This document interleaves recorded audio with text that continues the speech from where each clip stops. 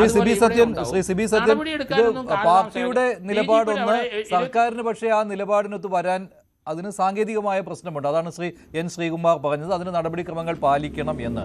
അങ്ങനെയാണോ കാര്യങ്ങൾ നീങ്ങുന്നത്? എം.ആർ. അജിത് കുമാറിന് വ്യക്തമായ ഒരു സംരക്ഷണം മുഖ്യമന്ത്രിയിൽ നിന്നും ആഭ്യന്തരമന്ത്രിയിൽ നിന്നും കിട്ടുന്നില്ലേ?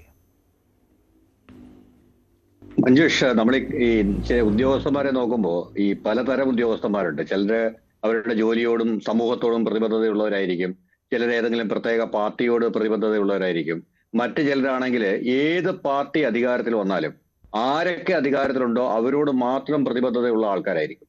അപ്പൊ അങ്ങനെയുള്ള ആൾക്കാരെ ആരും തൊടില്ല. അങ്ങനെയുള്ള ആൾക്കാരെ എല്ലാ കാലഘട്ടങ്ങളിലും സംരക്ഷിക്കപ്പെട്ടുകൊണ്ടേയിരിക്കും.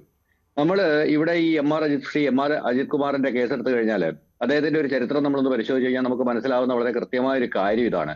അദ്ദേഹത്തിന് എല്ലാ അധികാര സ്ഥാപനങ്ങളിൽ ഇരിക്കുന്ന ആൾക്കാരുടെയും സ്വന്തം ആളാണ് അദ്ദേഹം. അതുകൊണ്ട് തന്നെ അദ്ദേഹത്തിന് സംരക്ഷണം ഉറപ്പായിരിക്കും. അക്കാര്യത്തിൽ യാതൊരു സംശയവും വേണ്ട. കാരണം എന്ന് വെച്ച് കഴിഞ്ഞാൽ ബേസിക്കലി നമ്മൾ നോക്കുക, ഈ പറഞ്ഞതുപോലെ തൃശ്ശൂർ പൂരവുമായിട്ട് ബന്ധപ്പെട്ട ഒരു പ്രശ്നം വന്നു. ആ പ്രശ്നത്തിൽ അത് സുരേഷ് ഗോപിക്ക് വേണ്ടിയിട്ട് BJP നേതൃത്വത്തിന് വേണ്ടിയിട്ട് വന്നത് ഇതേ എം ആർ അജിത് കുമാറാണ്. ഈ രഹസ്യ കൂടിക്കാഴ്ച RSS നേതൃത്വമായിട്ട് നടത്തുന്നത് ഇതേ എം ആർ അജിത് കുമാറാണ്. പിണറായി വിജയന് വേണ്ടിയിട്ട് സകല പരിപാടികളും നടത്തിയ ഇതേ എം ആർ അജിത് കുമാറാണ്.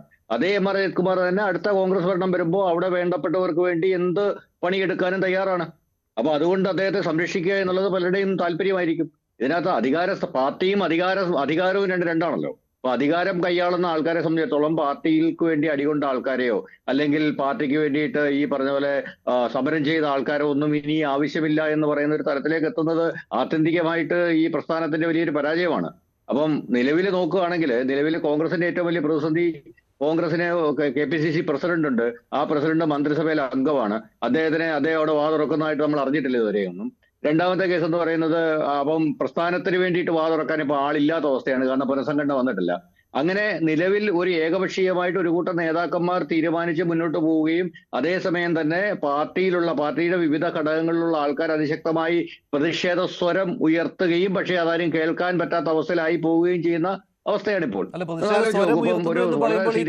രണ്ടുപേര് AD തോമസും അജയ് ജുവൽ കുര്യാക്കോസും അവർക്ക് പ്രതികരിക്കുന്നതിൽ പരിമിതിയുണ്ട്. അവർ പറയുന്ന നടപടി ഉണ്ടാകുമെന്ന് ഞങ്ങൾ പ്രതീക്ഷിക്കുന്നു, അതിപ്പോഴും ഞങ്ങൾ അങ്ങനെ തന്നെയാണ് പ്രതീക്ഷിക്കുന്നത് എന്നാണ്. പരമാവധി അവർക്ക് അത്രേ പറയാൻ പറ്റുകയുള്ളൂ. ചില നേതാക്കൾ ഫേസ്ബുക്കിലൊക്കെ എഴുതുന്നുണ്ട് ഈ തല്ലുകൊണ്ടവർ അവരെ പരിഗണിക്കണം എന്നുള്ള കാര്യം. അതായത് എം.ആർ. അജിത് കുമാറിനെതിരെ നടപടി വേണം. അജിത് കുമാർ എന്തൊക്കെയാണ് പിണറായി വിജയൻ സർക്കാരിൽ താങ്കൾ ഈ പറഞ്ഞ കാര്യങ്ങൾ അതെല്ലാം ചൂണ്ടിക്കാണിച്ചുകൊണ്ട് ഫേസ്ബുക്കിലുമൊക്കെ എഴുതുന്നുണ്ട്. പക്ഷേ ഇത് സർക്കാർ മൈൻഡ് ചെയ്യുന്നില്ല എന്നതാണല്ലോ. സർക്കാർ എന്ന് പറയുമ്പോൾ മുഖ്യമന്ത്രി VD സതീശൻ അത് മുഖവിലേക്ക് എടുക്കുന്നില്ല. അദ്ദേഹം ഈ നടപടിക്രമങ്ങൾ പൂർത്തിയാകണം എന്നുള്ള കാര്യത്തിൽ നിൽക്കുകയാണ്.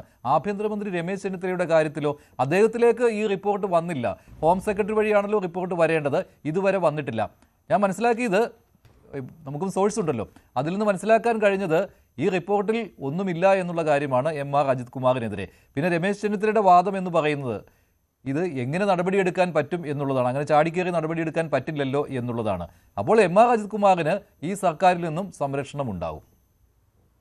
മഞ്ജുഷ്, അതിനകത്ത് നമ്മൾ മനസ്സിലാക്കേണ്ട രണ്ട് കാര്യം, താങ്കൾക്ക് കിട്ടിയ അതേ വിവരം എനിക്കും കിട്ടിയിട്ടുണ്ട്. അതായത് ഈ റിപ്പോർട്ടിൽ എം.ആർ. അജിത് കുമാറിനെതിരെ കാര്യമായ ഒരു പരാമർശമില്ല. അതായത് M R. Ajith Kumar already save ചെയ്യപ്പെട്ട് കഴിഞ്ഞിരിക്കുന്നു.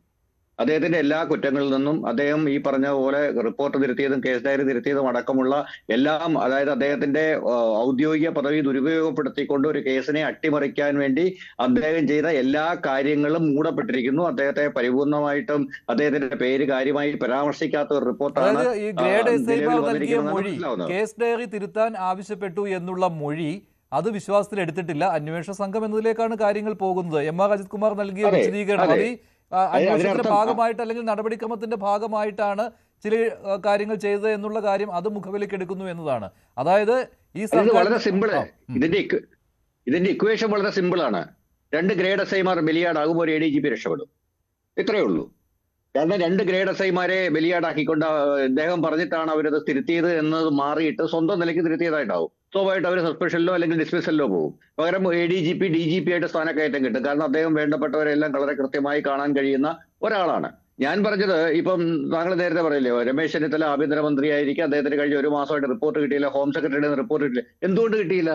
ഒരു ആഭ്യന്തരമന്ത്രി ഹോം സെക്രട്ടറിയെ വിളിച്ചു വരുത്തി റിപ്പോർട്ട് തരണം എന്ന് ആവശ്യപ്പെട്ട് കഴിഞ്ഞാൽ കൊടുക്കില്ലേ?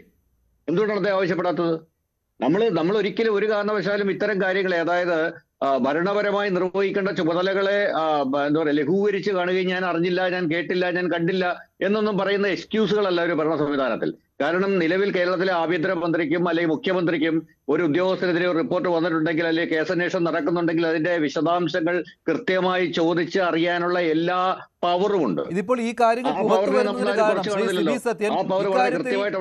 ഇക്കാര്യത്തിൽ ആശങ്കയുള്ള ഒരു കൂട്ടമുണ്ട് കോൺഗ്രസിൽ. കാരണം പ്രതിപക്ഷത്തിരുന്നപ്പോൾ പറഞ്ഞ കാര്യം ഭരണത്തിലെത്തിയപ്പോൾ നടപ്പാക്കാൻ പറ്റുന്നില്ലല്ലോ എന്ന് ആശങ്കപ്പെടുന്ന ഒരു വിഭാഗമുണ്ട്. അവരാണ് ഈ വാർത്തകൾ പുറത്തു വിട്ടുകൊണ്ടിരിക്കുന്നത്. കാരണം ഇങ്ങനെ അന്വേഷണ റിപ്പോർട്ട് നൽകിയിട്ടുണ്ട്. കഴിഞ്ഞ 23-ാം തീയതിയാണ് റിപ്പോർട്ട് DGPക്ക് കിട്ടിയത്. ഒരു നടപടിയും അതിന്മേൽ ഉണ്ടായില്ല, അടയിരിക്കുകയാണ്. ഇത്തരം കാര്യങ്ങൾ പുറത്തു വരുന്നത് കോൺഗ്രസ് പാർട്ടിയിലെ ഈ പറയുന്ന പരിഭവം അത് കാരണമാണ്. ഈ ഒരു ആശങ്ക ഇത് നേരിട്ട് പുറത്തു പറയാൻ പറ്റുകയില്ല. അങ്ങനെയുള്ള കാര്യങ്ങൾ കൊണ്ട് ഇത് പുറത്തു വരുന്നു, ഈ റിപ്പോർട്ട്. അല്ല, ഈ റിപ്പോർട്ട് കൊടുത്തു എന്നുള്ള കാര്യം. അതിനുശേഷമാണ് ഇപ്പോൾ ഈ വാർത്തകൾ വന്നതോടുകൂടി വിശദീകരണം ആവശ്യപ്പെട്ടുകൊണ്ട് അല്ലെങ്കിൽ കൂടുതൽ വ്യക്തത വേണമെന്ന് ആവശ്യപ്പെട്ടുകൊണ്ട് DGP അന്വേഷണ സംഘത്തിന് ഈ റിപ്പോർട്ട് മടക്കി നൽകിയിരിക്കുന്നത്. ഇനി എന്ന് ഇതിൽ മേൽ അന്വേഷണം പൂർത്തിയാകാനാണ്? അതിനും നടപടിക്രമങ്ങൾ പാലിക്കണമല്ലോ. അപ്പോഴേക്ക് DGP ആകും MR അജിത് കുമാർ. അത് ഈ സർക്കാർ പാർട്ടിക്ക് നാണക്കേടാണ്, പാർട്ടിക്കും മുന്നണിക്കും നാണക്കേടാണ്.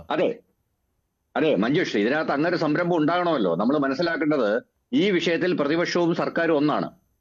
MR അജിത് കുമാറിനെ സംരക്ഷിച്ച പിണറായി വിജയനാണ്. അതേ സംരക്ഷണം അടുത്ത സർക്കാർ തുടരുന്നുണ്ടെങ്കിൽ പ്രതിപക്ഷം അതിൽ സന്തുഷ്ടരാണ്, അവർക്ക് പ്രശ്നമൊന്നുമില്ല. അപ്പൊ ഇങ്ങനെയുള്ള സന്ദർഭങ്ങളിൽ കോൺഗ്രസിലെ ഒരു വിഭാഗം യഥാർത്ഥ പ്രതിപക്ഷമായി പ്രവർത്തിക്കാൻ തീരുമാനിക്കുന്നുണ്ടെങ്കിൽ അവർ പാർട്ടി മുന്നോട്ട് വെച്ച അതേ ആവശ്യങ്ങൾ നടപ്പിലാക്കാൻ സർക്കാരിനെ ഫോഴ്സ് ചെയ്യുന്നുണ്ടെങ്കിൽ അവരാണ് യഥാർത്ഥ പ്രതിപക്ഷം. പ്രതിപക്ഷം നിലവിലെ അവസ്ഥയിൽ ആവശ്യമുണ്ട്. അത് കോൺഗ്രസിൽ ഈ പ്രതിഷേധ സ്വരം ഉയർത്തുന്ന ആൾക്കാർക്ക് നേരെയാണ്. അതെ, അതും നല്ലതാണ്. കാരണം സ്വന്തം പാർട്ടിയിലെ ഒരു വിഭാഗം നേതാക്കളും പ്രവർത്തകരും തന്നെ സർക്കാരിനെ കൃത്യമായിട്ട് വരച്ച വരയിൽ മുന്നോട്ട് കൊണ്ടുപോകാൻ തയ്യാറാവുന്നുണ്ടെങ്കിൽ അതീവ ദുർബലമായ ഒരു പ്രതിപക്ഷത്തിന്റെ ആവശ്യം ഇത് തന്നെയാണ്. MR അജിത് കുമാറിനെതിരെ നടപടി എടുക്കരുത്. കാരണം MR അജിത് കുമാറിനെതിരെ നടപടി എടുത്തു കഴിഞ്ഞാൽ അവർ ഭരണപക്ഷത്തിരുന്നപ്പോൾ അവർക്ക് വേണ്ടി ചെയ്ത ഒരുപാട് കാര്യങ്ങൾ രഹസ്യമായി ചെയ്തു കൊടുത്ത ഒരാളിനെ ബലിയാടാക്കാൻ അവർക്ക് താല്പര്യമില്ല. അപ്പൊ നിലവില് കേരള രാഷ്ട്രീയം വളരെ രസകരമായ ഒരു ഇന്റർസെക്ടിങ് പോയിന്റിലാണ് വന്ന് നിൽക്കുന്നത്. അതായത് പ്രതിപക്ഷത്തിനും സർക്കാരിനും ഏതാണ്ട് ഒരേ ആവശ്യമാണ്, ഒരാളിനെ സംരക്ഷിക്കണം. അപ്പോൾ ഭരണപക്ഷത്തിന്റെ ഭാഗമായ പാർട്ടി അതിനെതിരെ ശബ്ദം ഉയർത്തുന്നു. അപ്പൊ ഇത് ജനാധിപത്യത്തിന്റെ രസകരമായ വൈരുദ്ധ്യങ്ങളൊന്നാണ്. ഞാൻ അത് വളരെ രസകരമായിട്ട് കണ്ടുകൊണ്ടിരിക്കുകയാണ്.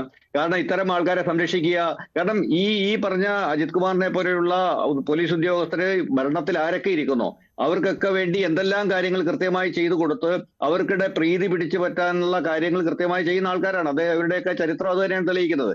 ഏത് രാഷ്ട്രീയ പാർട്ടി ആയാലും, അതിന് BJP എന്നോ കോൺഗ്രസ് എന്നോ മുസ്ലിം ലീഗ് എന്നോ ഇടതുപക്ഷമെന്നോ ഒന്നും ഒരു വ്യത്യാസവുമില്ല, അവരെല്ലാവരുടെ ആൾക്കാരാണ്. അപ്പൊ ഇവർക്ക് പ്രതിബദ്ധത ഇല്ലാത്ത ജനങ്ങളോട് മാത്രമാണ്. അപ്പം ഇത്തരം പ്രവൃത്തികൾ ചെയ്യുന്ന ആൾക്കാരെ കണ്ടെത്തി അവർക്കെതിരെ ശിക്ഷാ നടപടി വേണമെന്ന് ജനം തന്നെ ആവശ്യപ്പെടുകയും അതിനു വേണ്ടിയിട്ട് സർക്കാരിനെ നിർബന്ധിക്കുകയും ചെയ്യണം. അത് വളരെ നല്ല പ്രാക്ടീസ് തന്നെയാണെന്നാണ് എന്റെ പോയിന്റ്. ശരി, N. ശ്രീകുമാർ. അതായത് കൂടുതൽ വാർത്തകൾക്ക് News 18 Keralam YouTube channel subscribe ചെയ്യുക.